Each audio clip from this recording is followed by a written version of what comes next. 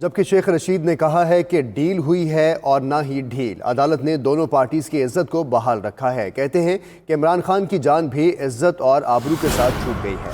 مزید کہا 15 جنوری تک حالات بہتر ہو جائیں گے۔ راولپنڈی میں میڈیا سے گفتگو کرتے ہوئے کہا کہ نواز شریف کا خاندان کنجوس ہے، یہ سمجھتے ہیں کفن کے ساتھ جیبیں لگی ہوئی ہیں۔ خورشید شاہ اور حمزہ شہباز کو چھوڑ کر پلی بارگین کی شروعات ہو گئی ہے۔ مزید کیا کہا آپ کو سنواتے ہیں۔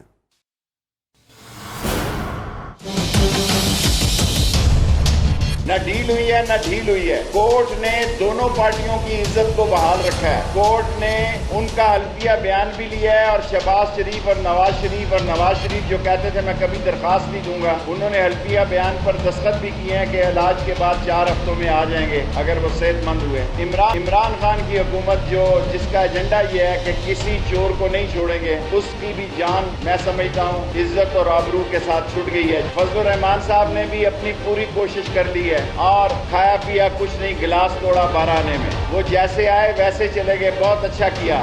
جو آصف زرداری صاحب کے 5 کیسز ہیں، 5 کے 5 لوگ جو ہیں وہ بارگین میں لگے ہیں، پری بارگین میں، سوائے خورشید شاہ کے اور حمزہ شہباز کے۔ نواز شریف خاندان بڑا کنجوس ہے۔ 15 جنوری تک انشاءاللہ حالات بہتر ہو جائیں گے۔ پچھلے 1 مہینے سے نواز شریف صاحب ٹیلی ویژن میں تھرمامیٹر لے کے پھنسے ہوئے تھے۔ اسٹاک ایکسچینج کی طرح کبھی پلیٹیں اوپر جا رہی تھی، کبھی پلیٹیں نیچے آ رہی تھی۔ ایسے لگ رہا تھا کہ یہ کراچی کی اسٹاک ایکسچینج ہے، صبح اٹھو تو کچھ ہے، شام کو اٹھو تو کچھ ہے۔